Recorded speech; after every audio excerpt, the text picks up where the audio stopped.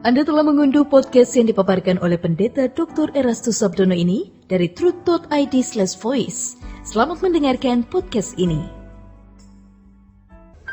Shalom saudara sekalian, salam sejahtera dalam kasih Tuhan kita Yesus Kristus. Kebenaran hari ini berjudul menghayati kehadiran Allah. Kita harus benar-benar serius mencari Tuhan dan mengalami Tuhan, sebab Tuhan itu segalanya dalam hidup ini. Kita harus benar-benar serius mencari Tuhan, lebih dari mencari uang, harta, karir, apapun. Benar-benar serius sampai kita bisa mengalami Tuhan, walaupun seorang dosen sekolah tinggi teologi harus masih belum puas dengan pengetahuan teologi yang harus dimiliki, harus merasa belum cukup, bahkan tidak cukup memang. Kita harus mengalami perjumpaan dengan Tuhan yang terus bertambah, ya. Tidak gagal mengalami Tuhan. Adapun ciri dari orang yang gagal menghayati Tuhan adalah perasaan takut terhadap hari esok, takut terhadap masa depan, takut terhadap kejadian-kejadian yang berlangsung di sekitarnya yang dia pandang mengancam hidupnya. Orang seperti ini hidup dalam ketakutan, kecemasan, kekhawatiran. Itulah orang-orang yang gagal menghayati Tuhan. Padahal Allah itu hidup, Allah itu hadir. Mestinya tidak ada yang membuat kita gentar atau tidak ada yang kita takuti. Ciri paling mudah orang yang gagal menghayati kehadiran Tuhan adalah takut gelap, takut setan. Ini sebenarnya orang yang gagal menghayati kehadiran Allah. Takut dari esok akan terjadi apa-apa. Sesungguhnya selama kita tidak memberontak kepada Tuhan, selama kita hidup di dalam penurutan terhadap kehendak Allah, sejatinya tidak ada yang membuat kita takut.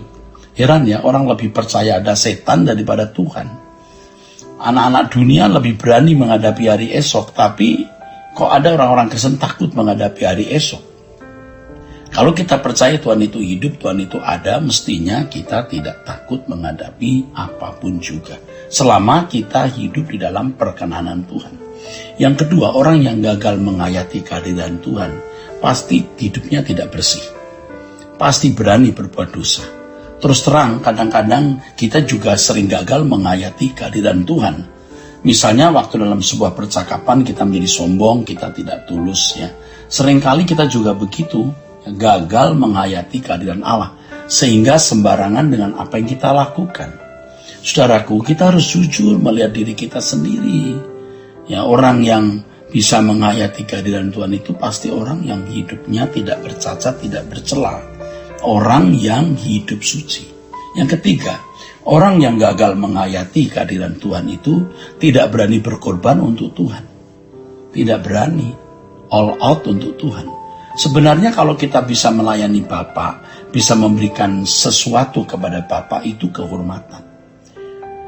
Kalau kita bisa berbuat sesuatu untuk sama kita dalam konteks apa yang kita lakukan adalah untuk Tuhan, maka itu adalah sebuah kebahagiaan, sebuah kehormatan yang bernilai kekal. Kita harus melakukan segala sesuatu dengan motif yang bersih, dengan motif yang benar, bahwa kita melakukannya untuk Bapa di surga, dan itu menjadi kebahagiaan kita. Setiap kali kita menolong seseorang, hati kita terenyuh. Waktu kita berbuat sesuatu untuk orang yang kita dasarkan bahwa kita melakukan untuk Bapa di surga, air mata kita bisa berlinang. Kita terharu karena kita boleh berbuat ini sebagai persembahan kepada Allah. Ketika kita membagi uang kita untuk sesama kita, roti kita untuk sesama kita, atau kita berkorban untuk pekerjaan Tuhan, dan walaupun dalam keadaan pas-pasan, kita mendukung pekerjaan Tuhan dengan motif yang tulus, itu adalah kehormatan. Orang yang menghayati kehadiran Allah, orang yang bisa menghayati kehadiran Allah, orang yang pasti rela berkorban apa saja bagi Allah. Jadi kalau sampai orang masih perhitungan dengan Tuhan, itu diragukan. Apakah dia menghayati bahwa Allah itu hidup atau tidak? Kalau ia menghayati Allah itu hidup, Allah itu maha hadir, maka ia akan rela berbuat apapun untuk Tuhan. Bahkan ia yang menyodor-nyodorkan dirinya untuk bisa berbuat sesuatu bagi dia. Yang keempat, kalau orang bisa menghayati kehadiran Allah, itu pasti, saudaraku, merindukan saat-saat berdoa menghadap hadiratnya. Doa itu menjadi saat yang menyenangkan. Menjadi saat yang ditunggu, saat yang dinantikan. Sejatinya ketika kita ingat besok pagi mau berdoa bersama pada pagi hari, maka pada malam harinya kita sudah semangat. Kita ingin segera tidur supaya kita bisa bangun pagi, bisa memiliki tubuh yang sehat, segar untuk berdoa. Berdoa adalah sesuatu yang indah di hadapan Tuhan yang kita nantikan. Bukan sebagai beban yang menyakitkan, bukan sebagai tekanan, tapi sebagai kebutuhan. Jadi kalau sampai orang mendesak-desak, memaksa-maksa kita untuk berdoa, kita tuh belum mengerti bahwa doa itu luar biasa, saudaraku. Keindahan. Dan perjumpaan dengan Allah itu bisa menjadi perjumpaan yang karena menyenangkan sampai kita lupa waktu. Jadi kalau sampai orang tidak sanggup berdoa lebih dari 10 menit, ada yang salah dalam hidupnya. Tidak sanggup berdoa lebih dari 15 menit, itu ada yang salah. Kalau kita berdoa dengan benar dan mengalami perjumpaan dengan Tuhan, 30 menit itu tidak terasa, saudara. Tidak terasa.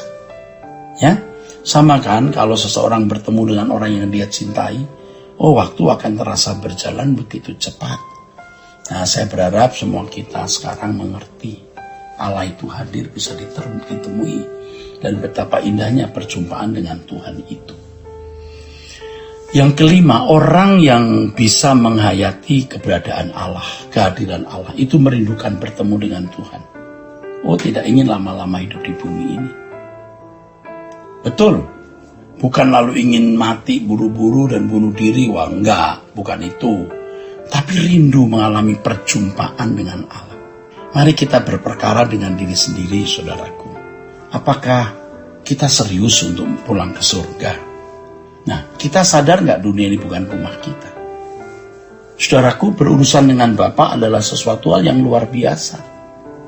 Allah yang kita sembah itu Allah Abraham, Allah Ishak, Allah Yakub, Allah Israel. Allah yang membawa bangsa Israel keluar dari Mesir. Allah yang membelah Laut Kolsom, yang merobohkan tembok Yeriko, yang mengeringkan sungai Yordan. Wow, Allah yang dahsyat. Allah yang nyata yang ditemui Musa, yang selalu bersama dengan Daniel, yang menolong Sadrak Mesak Abednego dari dapur api. Allah yang nyata, Allah dan Bapa dari Tuhan kita Yesus Kristus, yang setiap hari Tuhan Yesus bisa menjumpai Bapa dan selalu berjalan dengan Dia. Nah, kita harus mengalami perjumpaan-perjumpaan dengan Bapa dalam doa ini. Dan kita merindukan untuk segera bertemu dengan Tuhan Yesus di surga dan masuk dalam rumah Bapa yang menjadi kerinduan kita. Ketika seseorang tidak menghayati kehadiran Allah dan tidak ingin bertemu dengan wajah Yesus, ia gagal menghayati kehadiran Allah. Sebenarnya orang-orang seperti ini telah keluar dari hadirat Allah. Orang yang keluar dari hadirat Allah tidak mungkin memiliki kerinduan bertemu dengan Tuhan. Tidak mungkin memiliki sukacita menghadapi kematian. Pasti ketakutan. Ia tidak akan siap. Ketika seseorang menghadapi dunia ini, takut menghadapi dunia ini, ya. Ketika seseorang takut menghadapi dunia ini. Ketika seseorang ceroboh dalam hidup, jadi mudah berbuat dosa. Ketika seseorang tidak rela berkorban untuk Tuhan. Ketika seorang tidak berkerinduan untuk hidup di dalam doa. Ketika seorang tidak merindukan langit baru, bumi baru. Tidak merindukan bertemu dengan Tuhan Yesus. Ada yang salah dalam hidup kekristenannya. Pasti ada yang belum diselesaikannya, saudaraku. Ini berarti orang itu gagal menghayati kehadiran Allah. Orang-orang itu bisa mengaku percaya kepada Tuhan Yesus atau kepada Allah. Secara teori percaya, teoritis. Tapi secara praktis pasti dia seperti orang yang tidak mengenal Allah. Artinya ateis, praktis. Ya. Dari kelakuan menunjukkan dia tidak yakin Allah itu ada. Saudaraku sekalian, kalau kita tidak merindukan pulang, kita tidak merindukan kerajaan surga. Itu gagal menghayati kehadiran Allah. Ya, tolong berkati saudara sekalian. Sola Gracia. Untuk berlangganan renungan harian dalam bentuk cetak, silakan hubungi Truth Literatur di nomor telepon 0878 7870 7000. Untuk mendapatkan CD khotbah, MP3 Renungan Truth, dan CD album lagu produksi Sola Gracia, Anda dapat menghubungi di hari dan jam kerja di nomor telepon 021 638 60953. Tuhan Yesus memberkati. Sola Gracia.